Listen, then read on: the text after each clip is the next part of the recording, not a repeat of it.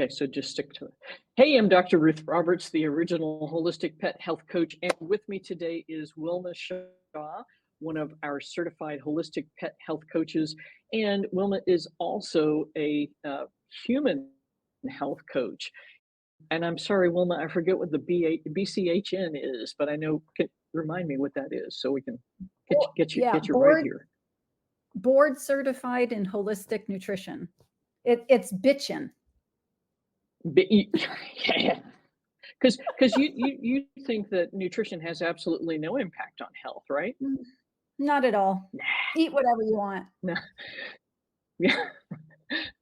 And right on. So as folks are jumping in here, just let us know where you're coming in from. Lisa, good to see you again. And Wilma, you've graduated, I think, in July. My memory gets sketchy. Is that pretty close to right? Or I think it was earlier. I think it was closer to January, February. I think I was the third or fourth person to graduate. cool. Yeah, that's it. My memory gets a little small Yeah. sometimes, but yeah. And you flew through the material, but that was the test, was to see how good is this material compared to what health coaches have been taught. And I think what you said was like pretty decent, huh? Yeah. I'm happy to add to that because what I found happily is that your material really got to the foundation of what causes so many illnesses and inflammation in our pets. And that's the same thing that I learned in holistic nutrition. It's about the gut a lot of times, it's about the diet and the environment. And so that's why I was able to fly through it so quickly, is because I have that, a lot of that foundation, but you included that material in there. And I think I also told you the whole traditional Chinese, the veterinary medicine was what was so new to me. And I'm not an expert in it. Like, I feel like I'm pretty good with some of the other stuff, but that is just a big extra. Yeah. Cool. Yeah. And that's definitely the thing that makes everybody's heads hurt for sure. And we got some folks dropping in. So Audrey is currently enrolled in the class. So welcome, Audrey. Good to see Oh, you. awesome. Maggie, yeah, and Maggie is one of our graduated coaches. So she's got a wicked sense of humor and her own set of brilliance.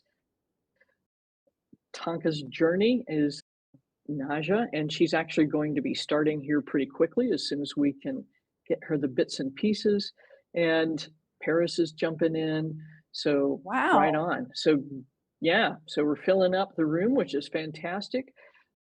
But so it was really cool getting that feedback from you and from Leah as well. But I Mhm. think you came to this because you had so much frustration around what you were being told about your own dog, Gracie, and to tell us a little bit about that. Yeah, I've had lots of cats and dogs over the years,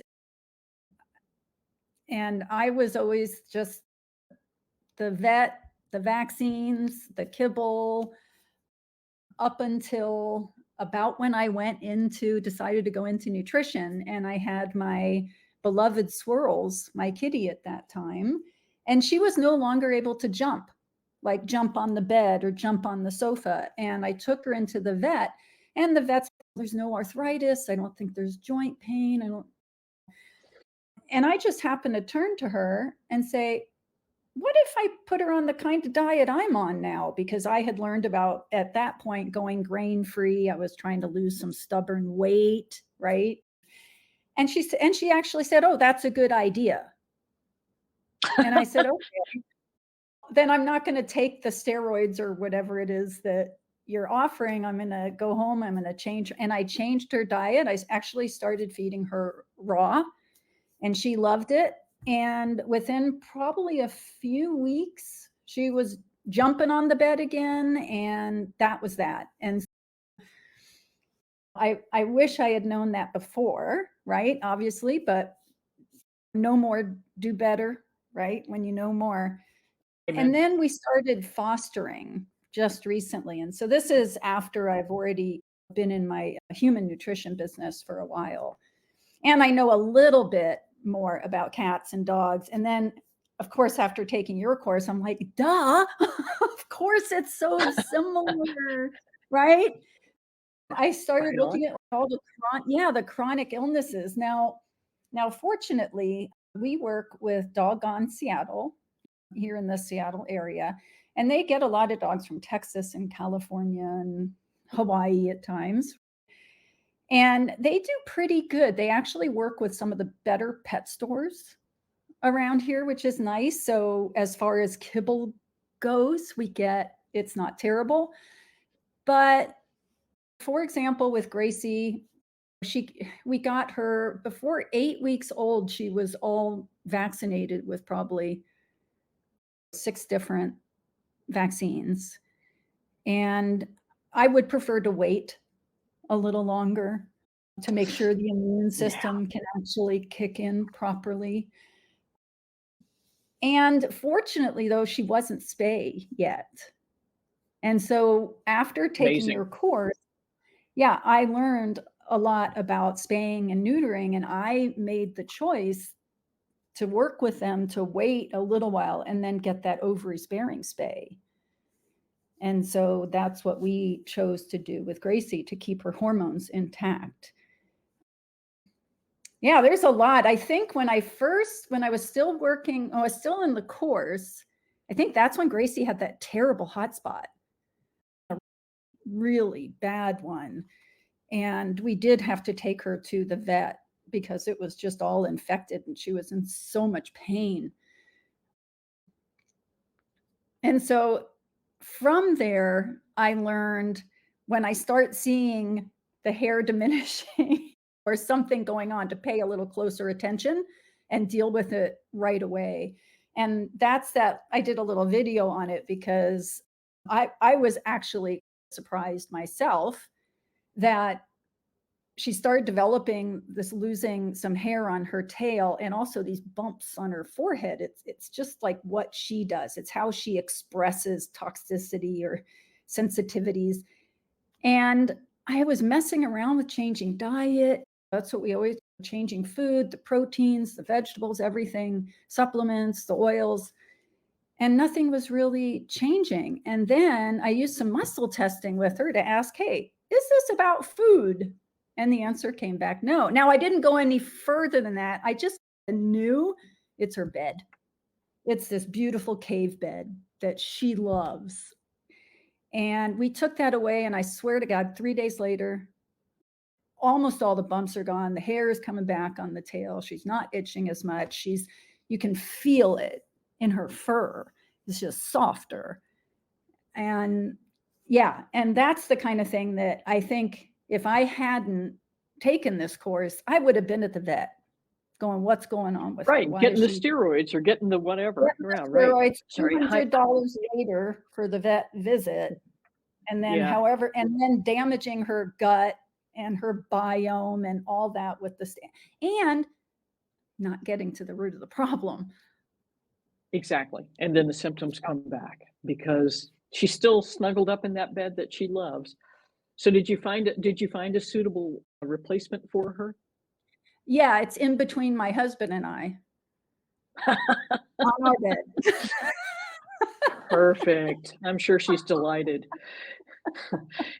And I just gotta say hello to Ilsa Dora because she's been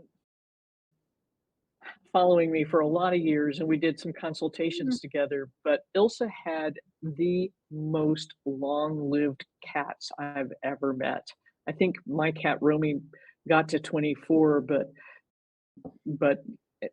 Ilsa, I don't know what you were doing right, but you did a lot of it right. And I think Mhm. we made it better. So very glad to see you. But that's so amazing, right? Because we think, "Oh, it's the food," or, "Oh, it's the toxic this," or it's the and sometimes it's the simple things in front of us that we forgot to say, "Hmm, okay, this is a problem." So that's kind of part of what health coaches, whether they're for you, the human, or for your pet, do. They start thinking through, "Hmm, is it food? Is it because there's a list of things. Is it environmental toxins? Is it pesticides? Is it poor water? Is it blah, blah, blah? And that's really it, is that these are the folks that can help you walk through all the possibilities. And that's part of what the whole thorough intake or history taking session is about too. Sometimes when you're telling the story, you say something that that just is, oh, and that's when it all started, right? Yeah. So that's the amazing thing, is that you can pick up on, people that are trained in this can pick up on the little piece from the story and go from there. And Sherilyn's asking, what about the bed was the problem? Yeah, so that's a great question, because is it the chemicals in the bed? I washed it several times. Is it the fact that it's a cave bed and it's more enclosed, so she's just stewing in the environment all night? Is it the actual material? That I do not know. But I could find out. I could try some more muscle testing to find out. I was just so relieved. I was just like, oh my God, But kiss, kiss, kiss. stopped. I'm so glad. But Dr. Ruth, I have to admit that if I had, when I first saw that, if I had worked with a pet health coach myself, I probably we would have figured it out sooner. Because just like being your own doctor, your own nurse, I think we just miss the obvious sometimes. And so in hindsight, again, I think I would go to one of my colleagues and just say, and have them help me, because I really do think that they would see things more clear. It's just hard when you're right in the middle of it. It is, because you lose your objectivity and you lose that ability to keep asking questions that get down to the root of the problem. And I totally get it. I've been managing a lot of my own health issues for a long time, and it's finally, I need somebody to help me. And I'm in this mastermind group with all these really fabulous holistic doctors and alt med doctors. And so it's okay. Amy Horniman, the thyroid fixer. Amy, help me out here. And she did, and she still is. It's really, that's it. When you need help and you can't see your way out of the hole, and the vet's telling you things like, I don't know, everything looks good on the blood work. So it's like, when we had the mentors call this Monday, Michael was talking about a dog that just was painful and was doing agility and some other pretty active things. And then the pet parent took the dog to the vet, no arthritis, no disc disease, nothing going on. And so Michael does massage therapy as well. And he's describing to me where the trigger points are. And I'm like, oh. So I Googled fibromyalgia trigger points. I'm like, you mean like this? And he's, dang.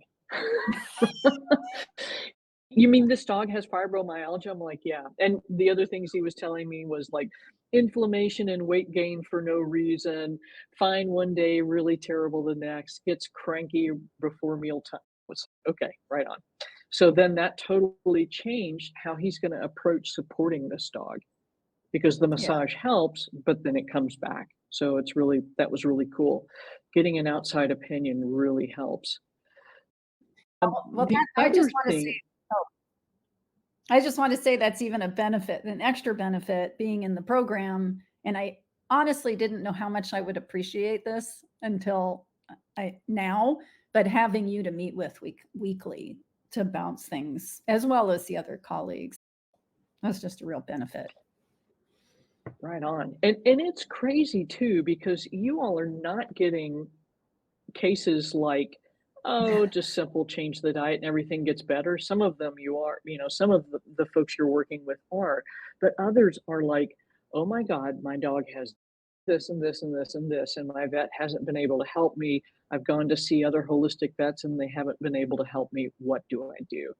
And so this is the thing that is really super cool and makes me so proud of you all, is that you're helping these people walk through these extremely complicated problems and get the results that they've not been able to get elsewhere. So that is truly the biggest honor of my life. Ah, awesome. Yeah, that's That's all good. good stuff. That's great. But So But Win. yeah, it is good. It is win-win. It makes me know, it makes me keep going, because this has definitely been an interesting journey getting here. Mm. One of the things you mentioned is that you do a lot of work with rescue in your area, and I think I've been to that rescue group in Seattle. It's, like, right next to a really Mm. nice dog pet store. Am I remembering that correctly? No, it's Maybe not not. close. It's out in the boonies a bit, the actual rescue. Right on. Okay. Doggone But you're Seattle. doing a lot of work with rescue, and where where do you see coaches fitting in to support rescue groups and Oh dogs and my cats that god. are in rescue, more importantly? Oh my gosh. So fitting in, okay, so this is a complicated situation.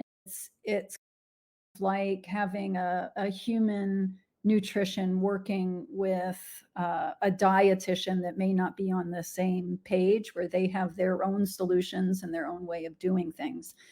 And so with a rescue, obviously they're getting young and they're getting older dogs, and some of them are in serious trouble.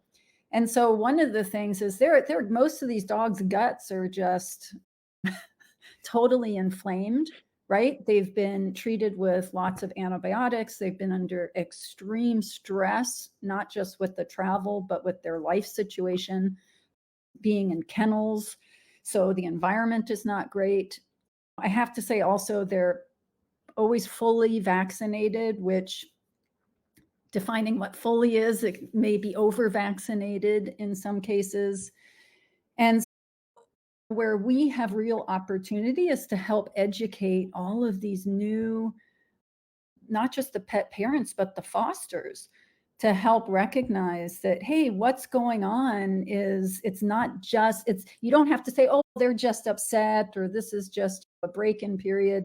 We can actually help them by upping their food quality a little bit, paying attention, giving them a little variety, making sure they're drinking clean water, making sure they're not subjected to a lot of environmental toxins, things like that. There's so much that we can do to help the fosters get these, just get these pets in better shape, and then carry that on to the new pet parent. But as you probably know, the issue is that the food is all donated, right? They have negotiations with different pet stores. And like I said, fortunately, they work with some really nice, we have some really nice pet stores here in Seattle. They're not about to levy, let's say, on their fosters a requirement to cook for their pets, right? But I believe, as pet coaches, if we could show them the benefit of providing, especially for those like new fosters, a cooked meal where we have total control of what's going in and what we're taking out to see how they're thriving, I think we can get them there, because how we can Right provide the on. food, right? And then they can do the cooking. But the other thing is, to me, the spaying, I think we have a lot of education that we can do. Spaying early that's just something that rescues, some very few rescues are not doing that at this point, but obviously the mission of the rescue is to stop populating with dogs. So I totally get the cats and dogs why they're doing this. But again, I think if we could find fosters that are willing, and pet parents that are willing to just, if they're able to make a different choice. It's all about education, Dr. Ruth. It's all about education, and Exactly. not what's the word I'm trying to, making these other organizations feel like what they're doing is wrong, because they're doing Right. the best they can with what they can, and we are here to help up level. And it's like what you said, if all we can do is get Normandy vegetables from Costco and have them add a scoop or so to their kibble, it's a win, right? It's a step in Right the on. right direction. And I do suggest that at times. If that's what somebody's willing to do, it's a good thing. But yeah, I think there's a lot of positive we can add, but it's just tricky because it's taking rescues out of their comfort zone. And it's definitely putting a little more on their fosters and their pet parents. Right on. And it's a tough thing, but to that end, you started creating a community for pet wellness. And I think this is, if I'm not mistaken, that was part of your goal is if you're a new pet foster, this is where you can come to learn about how you can do better. Yeah. Hopefully that came Yeah. through. I think I paused a little bit, but that was that. Am I remembering that correctly? That was part of your goal with this community. Yeah. So Gracie and Friends, now calling a holistic pet health, just because it's shorter. But yeah, it's a new like community club, and it's really for any dog and or cat parent that of like minds, right? That wants to understand foundationally what's going on with their pet. But that is something that I am working on putting together and offer to the rescue, at least the one rescue that I'm working with, to help get specifically puppies that are in foster on the right direction, just because that's a little easier for right now. So I am totally excited about that because I have been working one-on-one with people, the humans and now pets, since I graduated. And I know we can help pets one at a time, right? But I love groups. Like I love being able to Right help on. more than one pet at a time. And the other thing is, in a community like you have in your Facebook group, that there are other people that also have like excellent experience and information to add to a situation. So yeah, so Gracie and Friends is it's a new business. It's going to be targeted towards like the new puppies for foster, but then any dog and cat for somebody who really wants to get like to the bottom of what's going on to help. Is it Elsie, the one with the longest living cats? Like you don't do that by feeding them kibble all their life. I don't, at least not healthy, long living cats, right? Unless they're just genetic freaks. Yes. Yeah. So that was the thing. Ilsa, she got her kitty Stanley to 18 and Larry to 19 and a half. And that's the thing is every time Ilsa learned something better, she did better. But that's the whole thing is getting the information so that you can do better. And that's part of what the whole group is about is and that's the thing we were chatting about this before. It's just insane to me that we opened this group up in August, mid-August, with 385 people. We renamed it to Holistic Pet Health. And now here, December 7th, there's 25,500 people that have joined this group. And I think what that means is that people know there's a better way. They just don't know where to find it. And that's part of why we did this group, because it is just so necessary. And Sherilyn, you're absolutely right. I think you're from the Feline Fairies in St. Augustine. I love the name of your rescue group, but it's just so critical to do the very best you can with food for these guys and support their guts, because otherwise we're going to have a litany of issues going on. Having said all of that, part of what I want to do is jump over to the group and see if we can answer a few questions. Let me see if I'm So can smart I enough say to do something? this Can I today. say something about the Of like a course you can. just so before, and let me just give you a little story about this. So fortunately, before we went on our last camping trip, I had this little handout here with like a pet first responder first aid kit. And I had actually gone through it and put together our first aid kit. Thanks. Yeah. And Right on. Gracie's. And while we were out, we were in high desert and we were on a hike in the middle of the day, no shade. dogs are closer to the hot earth than we are. They got these bellies that are just like hovering over it, absorbing all the heat. And honestly, because I knew like about first aid for the dog, I recognized pretty quickly some signs that she was getting overheated that I may have missed if I hadn't. And so little things like having a cloth with enough water so that you can wrap a cool cloth around their head and neck or wipe them down. And then so that was just I was just so grateful that we had seen that. We stopped immediately, by the way, and headed back. but it was actually, yeah, it was actually a little scary. But there are some things like when you make your own kit, all the bandages, the scissors, like that's all the same, right? I put together some eye wash specifically for her, just in case, like pre-made in a little squirty bottle. I took a little thing of hydrogen peroxide just in case she got something where I needed to make her vomit. And I just put like the right amount in it for her weight so that I wouldn't have to worry about what was the right amount at the time. The other thing we always carried with us was like a big rope, because it's the kind of thing I worry too much, but it's like if she goes over the edge, I want to be able to get her back. Activated charcoal is something, again, for whatever she might get into. I think you've also talked about Benadryl. That's just something great to have on hand for immediate use. And those mushers?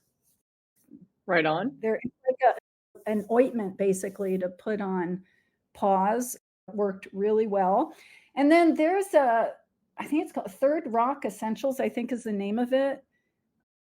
They make something similar to Nutrisporin, but it's food grade. And so if there's, yeah. So I think it uses maybe silver instead of an antibiotic specifically, but they can lick it and it's not going to hurt them. And so if they do get an owie on the way, something like a Nutrisporin is really helpful. Sweet. But yeah. So I guess what I really want to say is make a first aid kit for your dog or cat where you're going. Amen. Yeah, when we started hiking out west, I can't remember where it was. It was somewhere in Arizona, maybe even in Sedona. I saw a sign that said, "Be prepared to rescue yourself." And I was like, "Oh, okay." Because you were out in a remote area, we were out moving around in remote areas, and so I think it really is it. We tend to wait for things to happen before we prepare for them, and stuff just does happen. Yeah. So good on you for putting that together. So that's awesome. And I did drop Wilma's website in here too, so you can check that out. And Missy had a question. And so when switching over from kibble, following the directions on the bag, how much food to feed when you start making their food? And really, Missy, it depends. What I would do is start with at least 25% of new home cooked food into the kibble that they're accustomed to eating, and then taking somewhere between 7 days to 14 days to really transition over completely. And that way you're not going to have any issues in terms of really just having blowout diarrhea or something horrified. And right on. And so Beth is in that too. She's been giving her dog walking clients that hike little natural prepared for anything bags or bug out bags. So good on you, Beth. Nice. Cool. Hey, Dr. Ruth, I wanted to add to that Yeah. first question, because I'm thinking maybe she's also asking like how much food to feed. And Right on. I remember asking you that very question, and And I think your response to me, and it was difficult because it was just start with the same amount. So if you're feeding 2 cups of kibble, give like about 2 cups. And that's when I'm talking to my clients now is you just start there. But here's the beauty of it. You just pay attention. Are they how they eat, and you know what they're looking like. So you start feeding them, and if it's not enough, you don't necessarily have to add more food right then. You could add, I remember you told me some avocado possibly, or a little coconut oil if that's good for them, but maybe a little extra fat to get some extra calories. But the thing is, with Gracie, it changes, right? She's more active sometimes than others. It's summer, it's winter. And sometimes it's, oh, look, we'll say, let me see her ribs a little, let's give her a little something extra. But you Right want them to on. have a waist. But yeah, so starting, even though kibble is compressed, compacted, just starting around there is a good place to start. Yeah, and that's a great point too. And it varies by the amount of activity they're doing. If you are out hiking like a fool one weekend, then you may have to really maybe even double the amount that they're eating. Right on. Yeah. So let's see. Let's hop over here for a few minutes and check a few things out. So Jane is asking who has a holistic vet consultation online. And Jane, this is part of what this group is about, is to help connect you with these incredibly intelligent women and the very talented Mr. Michael Daly, who can help guide you through this process. Because they're really, the sad thing is that there's not a ton of veterinarians out there that are able to do consultations online, and so many veterinarians are backed up.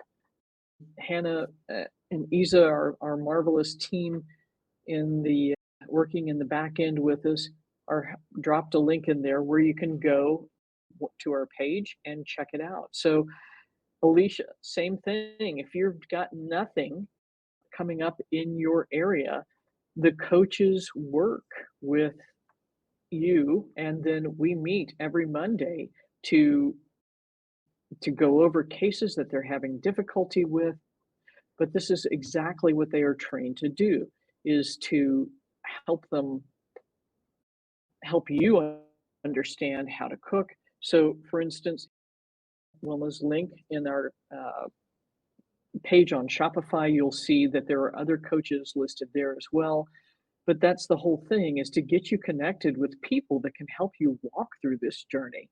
Because if you've got a health problem that's been going on for a while, it's not going to get solved in one phone call. So that's exactly what this page is about, is to get you information, to get you started, and then get you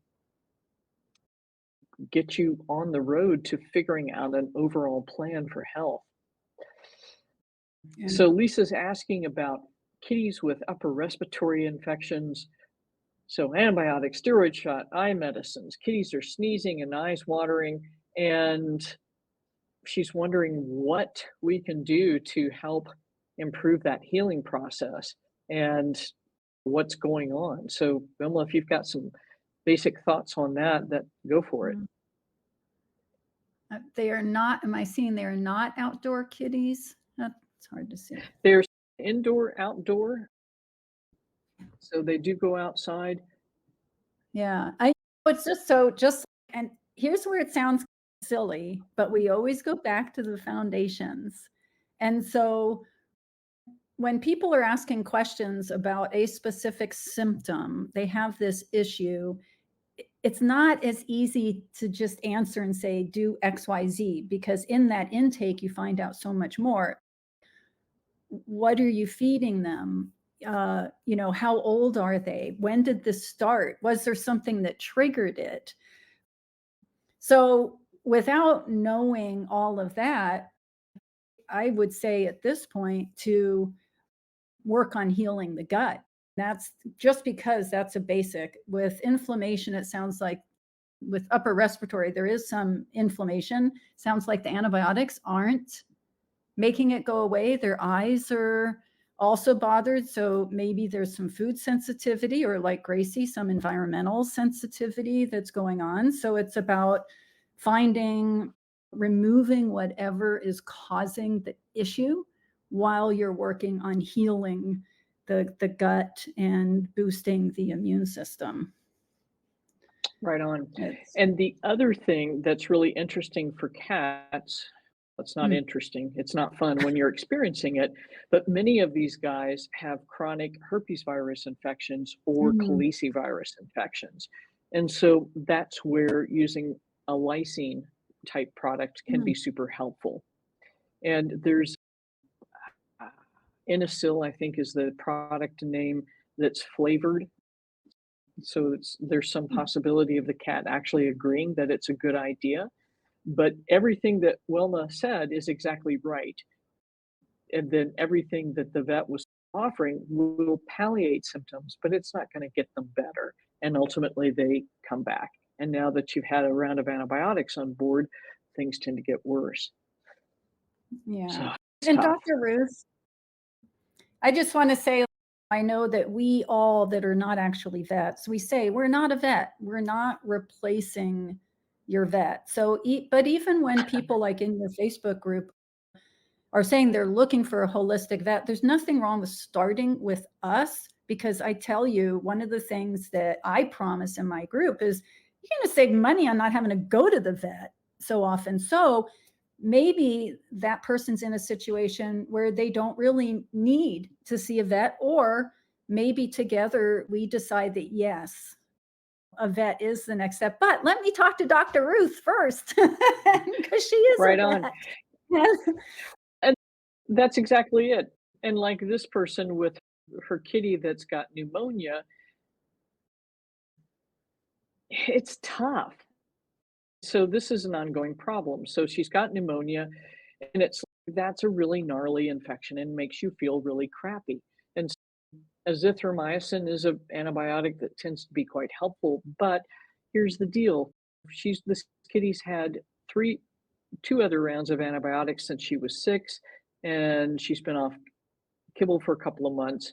So this is one of those deals where if you had something on hand, like Megaspore is my favorite probiotic, because in people, it's been shown to protect the microbiome from the effects of antibiotics. And so that's something I would start, and along with the antibiotics, and get that under control, and then find somebody to help you get to the root cause of what's going on, because that's so frustrating. And I'm sure that your kitty feels horrible. I as an adult, I started developing asthma every time I had a respiratory infection. That is miserable. And I know these kitties feel dreadful. So that's the first thing, is that you need to take care of the emergency situation, but then help find somebody to get you the long range plan to help prevent any other issues. And I love this comment. There's many holistic. That's unfortunately, and that's the problem. We're all trying to do our best, and sometimes some of us do things that sound good but don't work so well. So, I haven't and heard Lisa's that asking term. about. That's pretty funny. I haven't either, but yeah. So again, Lisa, this is an incredibly complex disease process, and it is a bear to get under control. And in my mind, if all we can do is get the dosages down, or get her down to one drug, I think that's a real win. But again, you got to start somewhere. And we've had some pets that were able to get them off of meds, but you really got to start digging. And I think one of the I've worked best with places. Have you? I think so. Pretty Yeah. sure. Oh, cool. I think. So right on. But So sorry. that's the thing. That's okay. The best place to start is getting a food sensitivity test, so you know what's out there, what's the issue. But yeah, it's gonna, and that's the thing. PLE protein losing enteropathy or lymphangiectasia, whatever you're going to call it, whatever name gets slapped on it, didn't start overnight, and it's not going to go away overnight too. So it's one of those deals we got to do in and dig in, do a little better and a little better and a little better and a little better, and use all the things that we can. So Right, we got and somebody Dr. asking, Ruth, oh, yeah, I just wanted to yeah, say that sadly, one of the things that happens is when some vets, faux vets or whatever, they offer prescription diets and they offer these types of very limited foods that also don't offer the type of nutrition that is really necessary for our pets to get better. And just because they're prescription doesn't mean that they're in line with what that pet needs to really be nourished. Yeah. and that's the other tough thing is that a lot of times there's not a lot of nourishment going on in those foods, so it's tough. And then this person, she's got a pup that's shaking his head, biting his tail, licking his paws after switching to Purina, from Purina to only natural pet, and I'm not sure what that is, and then now to Canaday and all this stuff. So what would you say? Where would you start? Oof. Yeah. Shaking the head and biting his tail, he's definitely having a reaction. It could be like a yeasty ear, possibly some infection in the ears. And I'm surprised switching from Purina to only natural pet. Again, natural pet isn't terrible, I don't think, but what was the difference? Were there different proteins? Were there different additives? Are they both like a kibble? The Keto C is the bath and Apoquel. I think that's Apoquel. ketoconazole probably in the shampoo. Oh, Yeah, okay. right. And again, Apoquel is just, it's some, I would say it's the majority of clients I get are people who want to get their pets off Apoquel because that is the Right on. solution that's given to them by the vet. And like Dr. Ruth was saying, it works because it masks the symptoms in a sense, but it's not addressing the fundamental problem. And so it's, yeah. So I guess I would want to know more about what changed in that food and also have a look in the ears, see what's going on in there, and start looking at trying probably a different protein and go very slowly. And like you said, Right. the Glacier Peaks test, start there. I think that's going to be the best place to start. And that's the thing is that a lot of times we're aware that there's food sensitivities and we change food, not really understanding that maybe we're using a new bag of food, but maybe we're not really changing away from the thing that's creating the irritation. So right on. Let's see what else we got here. People have lots of questions. And I don't think, And like that's one of the awesome. things I was noticing in the group is, I think I answered a question with, you're not going to like this, but it depends. I feel like a lawyer because it really does depend. We are not offering a silver, what is it, a magic pill, right? We're actually Right offering on. to get to the roots of what's going on. Right on. And that's the whole thing is that conventional medicine has shown us that a one size fits all approach doesn't work. And that's part of what President Obama was trying to get to was to improve personalized medical initiatives, and that sort of went by the wayside. Yeah, and so Sherilyn, to answer your question, yes, Megaspore is a human product, but frankly, I find that it works really well. They do have a pet product called Phytospore, but it has beef liver flavoring. And while that's great, if your dog or cat is not sensitive to beef, it can create problems. And frankly, I just find that this one works better. So we've been using it. I've been using it for probably 7 years, and I find it to be superior to most of the probiotics that you're going to run across out there. And it was a favorite human probiotic for us, and so it was easy to start using it for our pups. Just start slow. Right on. And just start slow. So where do you find the link to set up the appointment? I think we've got it dropped in here somewhere. Maybe my able staff can drop that in again, but it's if you head over to the website, drruthroberts.com, and then click the link up at the top that says consultation, you will find everybody's links there. And I think we're getting close to time. The one thing I do want to say to you as well is if you've got any interest in finding out more about the coaching program, I'm doing a webinar. Sorry, this one's about the cancer stuff, but at any rate, I'm doing a webinar the 12th of December, so in a couple of days here, and that's at 8 p.m. Eastern. And I saw it up here somewhere, there it is. Click this link and go register for it. We'll send you some information on the webinar. You can learn more about it. Hopefully, we'll have some of our coaches there to talk a little bit more about it. And there's our consultation page link for you again. Wilma, any parting words of wisdom? Oh gosh, I didn't think of any. So I would say I'm so pleased that there are so many people that are like looking for holistic support for their pets. That just means the world to me. I think it's hard to get out of the paradigm of looking for something to resolve symptoms versus looking for truly getting at the root of what is causing this issue. So that's just something that's going to take time because we've been coached in the past to just take a pill or just do this and it'll be better. I say to people, be patient and know that you're on the right track by simply asking the questions.